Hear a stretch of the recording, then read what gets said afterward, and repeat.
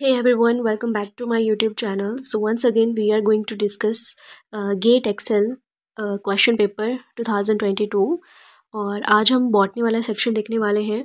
तो हम question number 47 से शुरू करने वाले हैं, ठीक है। So let's start. First question पूछा गया था GATE 2022 में, in angiosperm normally exarch xylem occur in. Exarch xylem condition कहाँ पे देखने को मिलती है? Dicot stem, monocot stem, dicot root या डाइकॉट लीफ। तो हमें पता है एक्सार्ज कंडीशन जाइलम की कहाँ देखने को मिलती है एंजियोस्पर्म में, तो वो देखने को मिलती है डाइकॉट रूट में। तो हमारा करेक्ट आंसर क्या होने वाला है यहाँ पे, वो होगा ऑप्शन नंबर सी। 48 क्वेश्चन है हमारे पास। Quiescent centre is present in. Quiescent centre कहाँ पे देखने को मिलता है? क्या लीफ मेरिस्टेम में देखने को मिलता है? बिल्कुल भी नहीं। शूट एपिकल मेरिस्टेम नहीं। फ्लोरल मेरिस्टेम नहीं। तो ऑब्वियसली बात है क्यूशन सेंटर रूट्स में मिलता है, तो रूट एपिकल मेरिस्टेम ही इसका राइट आंसर होगा। Right, so move on to next question. Next आपको मैच द फॉलोइंग क्वेश्चन दिया गया है, जिसमें आपको with reference to virulence VIR region of nopal-in type TI plasmid of Agrobacterium tumefaciens match group 1 VIR gene and group 2 coded protein। तो आपको group 1 में क्या दिया गया है? VIR प्रोटीन्स या VIR जीन्स दिए हुए हैं, और ग्रुप 2 में आपको दी गई है कोई उनके द्वारा कोड करी गई प्रोटीन्स। तो देखते हैं क्या क्या दिया गया है। फर्स्ट दिया गया है VIR A B E and D। जब कभी भी आपने एग्रोबैक्टीरियम ट्यूमेफेशियन के बारे में पढ़ा होगा या उसके TI प्लाज्मिड के बारे में पढ़ा होगा, तो वहाँ पे ये सारी जीन्स आपको पढ़ने को मिलते हैं। तो क्या क्या फंक्शन होता है वो देख लेते हैं। सबसे पहले VIR A क्या है? तो VIR जो होती है वो एक सेंसर प्रोटीन होती है, राइट, जो क्या करती है? सेंस करती है किसी भी सिग्नल के लिए। तो VIR A क्या है? It is a kind of a sensor protein. तो P हमारा फोर्थ के साथ मिलेगा। इसके बाद आते हैं VIR B। तो VIR B प्रोटीन का काम जीन का काम होता है कि प्लांट सेल और बैक्टीरिया के बीच में क्या बनाना, एक चैनल बनाना, राइट। तो यहाँ पे VIR B काम कर रहा होता है, और इसी सिस्टम को बोला जाता है टाइफोइड सिक्रीशन सिस्टम, राइट। तो यहाँ पे आपका करेक्ट आंसर क्या होगा? तो Q जो होगा वो आपका मैच होगा membrane protein channel for tDNA। तो देखो चैनल बनाने का काम करता है ये, तो Q का मैच होगा थर्ड के साथ। इसके बाद आते हैं E क्या है और डी क्या है? तो VIR D जो है वो टोपो आइसोमेरेज होते हैं, और ई क्या होते हैं? सिंगल स्टैंडर्ड बाइंडिंग प्रोटीन्स होती है। तो देख लेते हैं। P का होगा हमारे पास 4। तो देखो 3 जगह दिया गया है, तो एक को तो हम गलत कर देते हैं। इसके बाद Q का होगा हमारे पास 3। तो Q 2 जगह 3 दिया है, तो फिर से हमारा C ऑप्शन चला जाएगा। इसके बाद आते हैं VIR E के ऊपर। R का होगा हमारे पास 1। तो देखो यहाँ से आपका आंसर निकल जाएगा। तो 49 का करेक्ट आंसर क्या होगा? B। इस तरह से आप अपने ऑप्शन को छांट सकते हैं। नेक्स्ट आते हैं 50 क्वेश्चन के ऊपर। Anomalous secondary growth is observe in. Anomalous secondary growth कहाँ पे कौन से प्लांट में देखने को मिलता है? ट्रिक्टिकम में देखने को मिलता है? बिल्कुल भी नहीं। ओराइजा, जिया और इसके साथ ड्रेसिना। तो यहाँ पे आपका राइट आंसर ही क्या होगा? ड्रेसिना, ठीक है। इसी में आपको एनॉमलस सेकेंडरी ग्रोथ देखने को मिलती है। इसके बाद एक और क्वेश्चन है आपके लिए। यहाँ पे बोला गया है which of the following plant disease is are caused by bacteria. कौन सी प्लांट डिजीज बैक्टीरिया के थ्रू होती है? तो यहाँ पे आपको दिए गए हैं angular leaf spot of cotton, citrus canker, apple scab और लीफ कर्ल ऑफ पपाया। तो देखो angular leaf spot of cotton जो होती है वो बैक्टीरियल डिजीज होती है, बैक्टीरिया के थ्रू काउज होती है, ठीक है। और सिट्रस कैंकर भी क्या है? एक बैक्टीरियल डिजीज है। तो इसीलिए हमारे राइट आंसर क्या होंगे? यही दो होंगे। नेक्स्ट आते हैं हमारे पास 52 क्वेश्चन के ऊपर। फाइलोजेनेटिक सिस्टम से आपको क्वेश्चन पूछा गया है कि किसने ये प्रपोज किया था classification. Phylogenetic system of classification is are propose by. तो देखो क्या कार्लस लिनियस थे? बिल्कुल भी नहीं। बेंथम एंड हुकर भी नहीं थे। तो एंगरर एंड परनाल्थ एंड जॉन हचिंसन जो थे, उन्होंने ही फाइलोजेनेटिक सिस्टम ऑफ क्लासिफिकेशन को प्रपोज किया था। तो इसीलिए आपके राइट आंसर क्या होंगे? B and C। नेक्स्ट देखते हैं। पूछा है which of the following is are part of marine ecosystem. तो आपको पूछा है यहाँ पे मैराइन इकोसिस्टम कौन कौन सा है। तो आपके देखते हैं क्या क्या दिया गया है। ओपन ओशन, बिल्कुल सही बात है, ये मैराइन इकोसिस्टम में आते हैं। चैपरल्स हो गए, डीप सी भी आते हैं, एस्चुरीज भी आते हैं, लेकिन चैपरल्स जो होते हैं वो बिल्कुल भी मैराइन इकोसिस्टम का पार्ट नहीं है। तो इसलिए हमारे राइट आंसर क्या होंगे? A, C and D। Next की तरफ मूव ऑन करते हैं। यहाँ पे पूछा गया है Arabidopsis thaliana mutant plant developed defective flowers with altered floral organ identity and patternings. In this mutant, the four-flower whorl contains sepal, sepal, carpel, carpel from the periphery to the center of the flower. Based on the typical ABC model of flower organ pattern, which among in the following are mutant of in this plant? सो इस question में बोला क्या गया है, आपको एक mutant दिया गया है जिसमें क्या बोला है, sepal sepal and carpel carpel. तो यहाँ पे आपको है सेपल सेपल कार्पल कार्पल. अगर आपको थोड़ा सा इनके बारे में पता है कि फर्स्ट हॉरल कौन सा होता है, सेकंड कौन सा होता है, तो वो देख लेते हैं. देखो 4 हॉरल होते हैं जिसमें फर्स्ट आता है सेपल, सेकंड आता है पेटल, थर्ड आता है स्टेमन और फोर्थ आता है कार्पल. और यहाँ पे कौन कौन सी जीन्स होते हैं, तो सेपल को कोड करता है ए जीन, पेटल को कोड करता है ए प्लस बी, यहाँ पे कौन होगा ए प्लस बी, और स्टेमन को कोड कर रहा होता है बी प्लस सी, ठीक है, और कार्पल को कोड कर रहा होता है सी जीन. बी हमेशा किसी ना किसी के साथ कंजुगेट रहता है. और आपको एक और चीज़ यहाँ पे पता होनी चाहिए, तभी आप सॉल्व कर पाओगे कि ए जो होता है सी को इनिबिट करता है और सी जो होते हैं वो ए को इनिबिट करते हैं. मान लो अगर यहाँ पे ए म्यूटेट है तो ए की जगह पे कौन यहाँ पे आ जाता है, सी आ जाता है, ठीक है. तो इस तरह से पूरा साइकिल चलता है.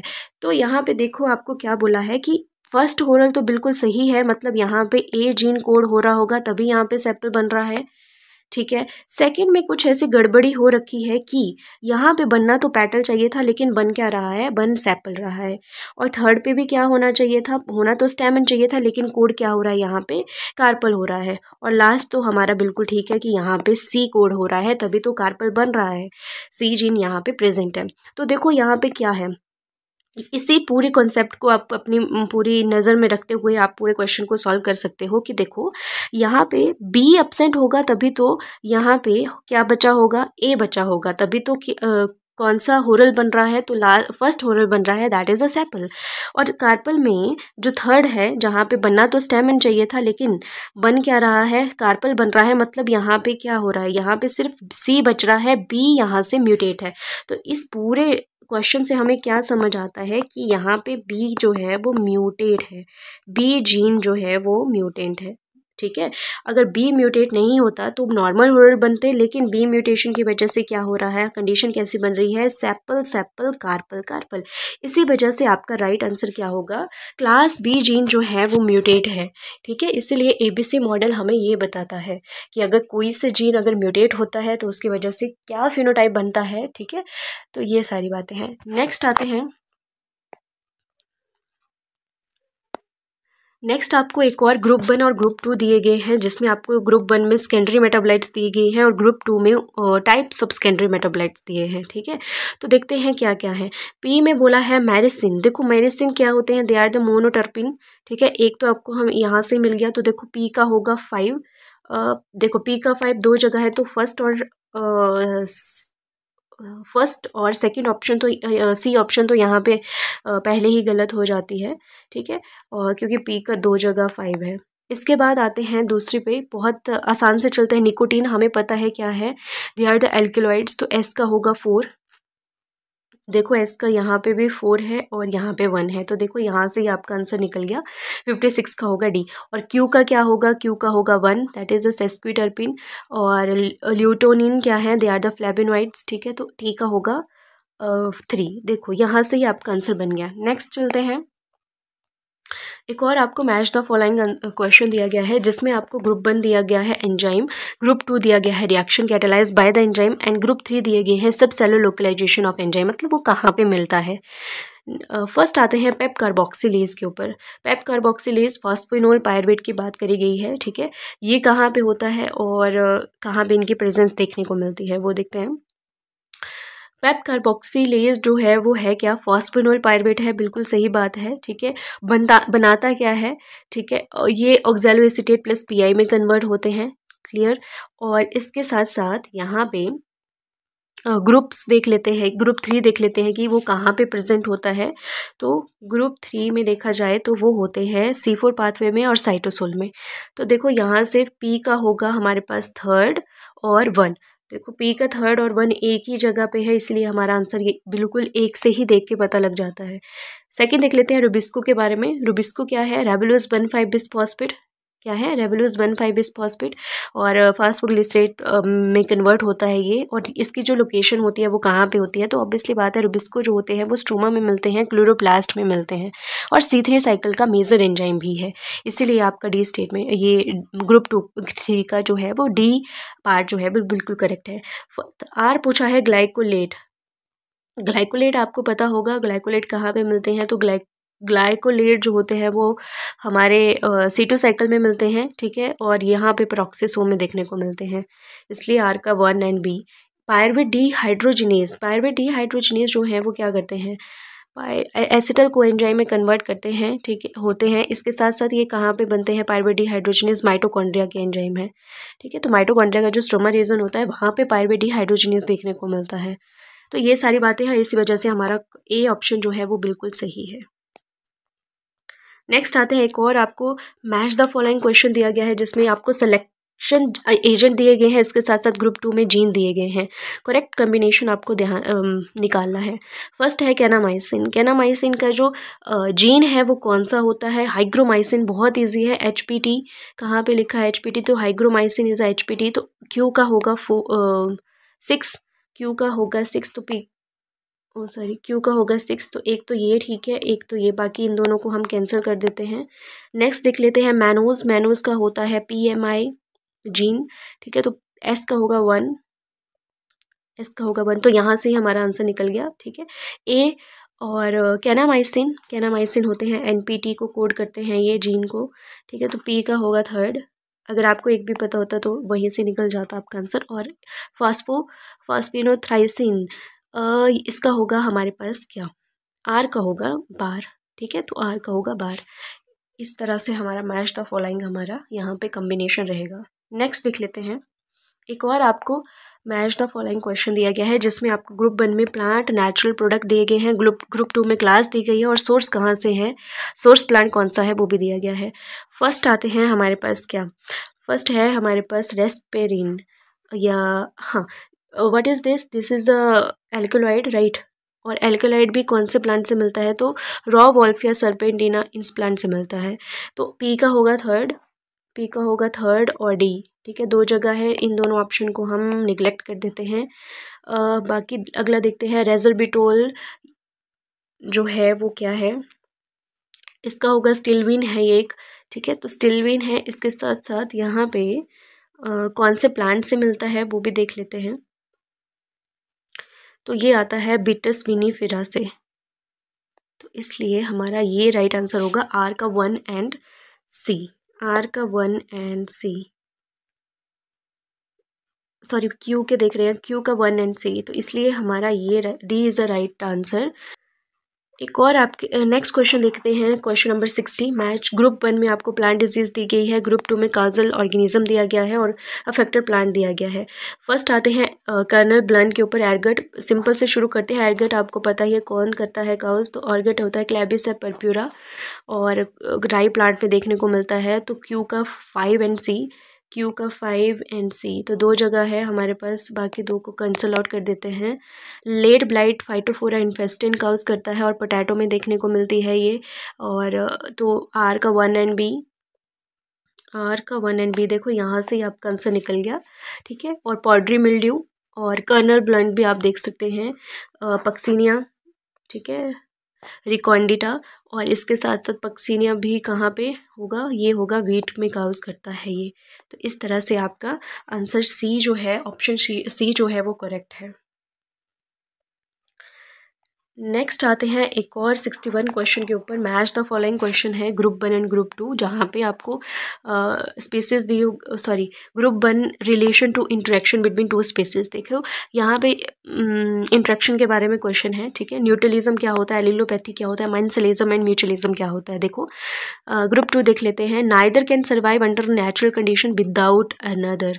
देखो तो वो तो सिम्बायोसिस ही होता है, सॉरी म्यूचुअलिज्म ही होता है, जिसमें क्या होता है, दोनों ही एक दूसरे के बिना नहीं रह पाते हैं, ठीक है। तो एस का होगा हमारे पास 1।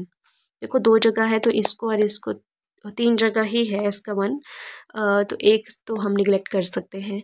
सेकंड देख लेते हैं, direct inhibition of one species by another species using toxic compound, तो वो तो एलिलोपैथी होता है राइट, जहाँ पे एक प्लांट क्या करता है या एक स्पीसीज क्या करती है दूसरी स्पीसीज की को इनिबिट कर देती है by secreting some kind of toxic compound. ये हम इजीली प्लांट्स के केस में भी पढ़ते हैं। तो क्यू का होता है सेकेंड, तो क्यू का सेकेंड जो है वो इस एस का वन और क्यू का सेकेंड, देखो यहाँ से आंसर निकल गया। अब मेंसलिज्म देख लेते हैं, या neither is affected by the association with another, तो वो तो न्यूट्रलिज्म है, ठीक है, कोई भी एक दूसरे से की वजह से अफेक्ट नहीं हो रहा है, दैट इज अ न्यूट्रलिज्म। और अमेंसलिज्म जिसमें एक अफेक्ट हो रहा है और दूसरा को कोई फर्क नहीं पड़ रहा, वन इज इनिबिटेड और अदर इज नॉट अफेक्टेड, तो दैट इज अमेंसलिज्म। तो आर का होगा 4। तो इस तरह से हमारा ऑप्शन बी जो होगा वो करेक्ट होगा। नेक्स्ट देख लेते हैं, आपको पूछा है which of the following matches is are correct, कौन सा करेक्ट ऑप्शन है। देखो, सरफेस फाइबर कॉटन ग्लॉसिपम, तो ये तो बिल्कुल सही बात है। सरफेस फाइबर क्या होता है, कॉटन होता है। इसके साथ साथ ब्लास्ट फाइबर फ्लैक्स नहीं, और ड्राइंग ऑयल नहीं, सैफ्लावर नहीं होता। नॉन ड्राइंग ऑयल जो होते हैं वो होता है कॉस्टर ऑयल, यस। तो यही आपके राइट आंसर है 62 के ए एंड डी। नेक्स्ट आते हैं, which of the following is a phanerogamic parasite. Phanerogamic parasite कौन कौन से होते हैं, तो कुशकुटा बिल्कुल सही बात है, फिनारोगैमिक पैरासाइट है। ओरोबैंकी नहीं है, ओशियम सेंकेटम भी है, सेंटेलम एल्बम भी है, जिसको हम क्या बोलते हैं, चंदन। तो ये सारे क्या है, फिनारोगैमिक पैरासाइट है। तो ये जो क्वेश्चन पेपर है यही हमारा बॉटनी का क्वेश्चन पेपर है, जो गेट 2022 का क्वेश्चन पेपर है, ठीक है, एक्सेल लाइफ साइंस से रिलेटेड। और आगे आने वाले वीडियो में हम बायोकेमिस्ट्री, जूलॉजी तीनों सेक्शन कवर करेंगे।